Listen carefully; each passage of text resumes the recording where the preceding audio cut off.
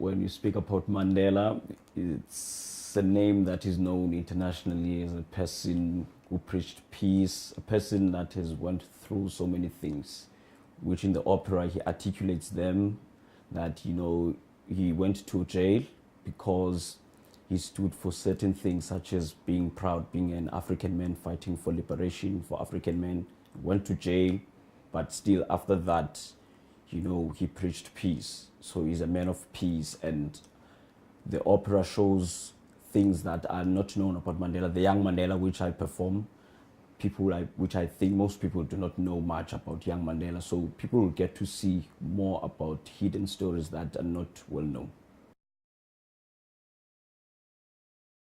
What makes this special is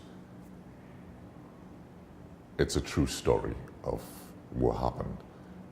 Not just a true story of what happened in just another layman's person's life, but it's a story of what happened in the conception of the freedom of one of the biggest states in Africa here.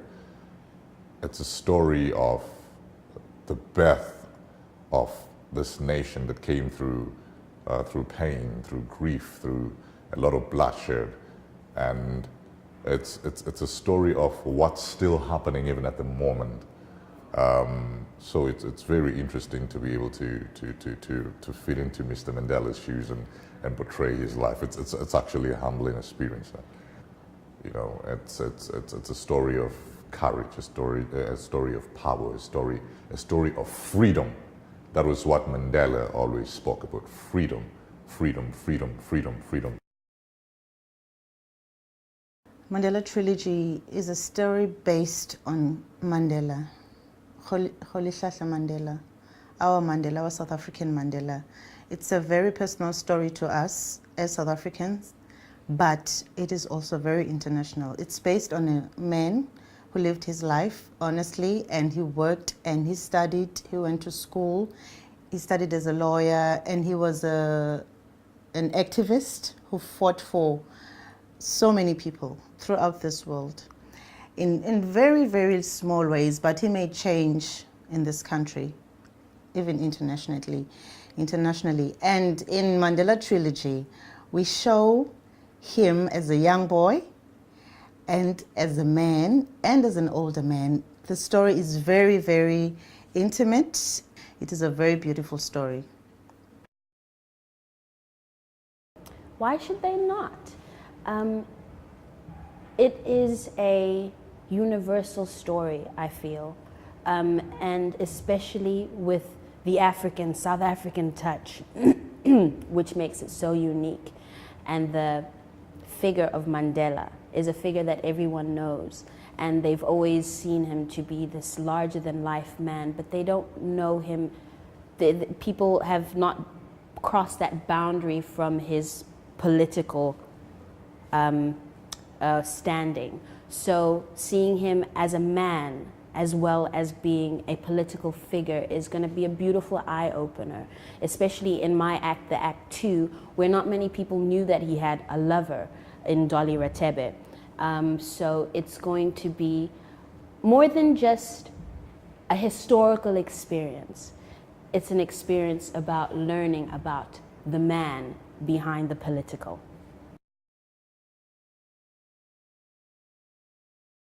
What makes Mandela Trilogy particularly special is that in the piece you're going to see 3 different phases of Mandela's life with a soundtrack of his life.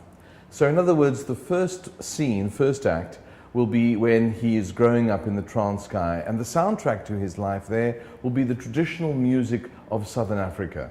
And Peter Louis van Dijk has compiled a fabulous score that mixes traditional music with a large-scale orchestra.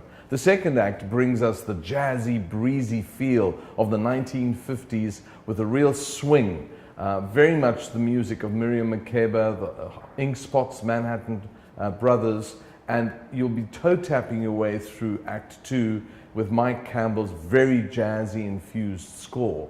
And in the third act, we look at contemporary operatic style, because what better form to tell the story of his incarceration into 3 prisons than using opera as the medium of expression. And here Peter Louis van Dijk has written a monumental score that really brings us the despair that Mandela felt in prison, and then the huge triumph on his day of release. What makes this piece special is having this story told by this company. And this is a pretty unique thing. It is the fashion these days to have operas that are commissioned to do with recent subject matter or contemporary subject matter, but it's very rarely performed by the people who are actually involved in it or have a direct connection to that place or to that subject matter. Here we have this world-class company of singers and dancers and actors who, whilst they may not have been alive during the era of Mandela, at least not the era that's portrayed in the opera, have all been directly affected by it and have all got a direct link into the music that's used in the piece. This is incredibly powerful, and to have this resource of history and of musical culture and style to draw on is sort of, I think, pretty unique. I can't think of another example. I mean, in the way that in Verdi, the Italian village band, brass band, is never too far away. Perhaps that's the closest thing, but that's old music now. This is new, and that's very exciting.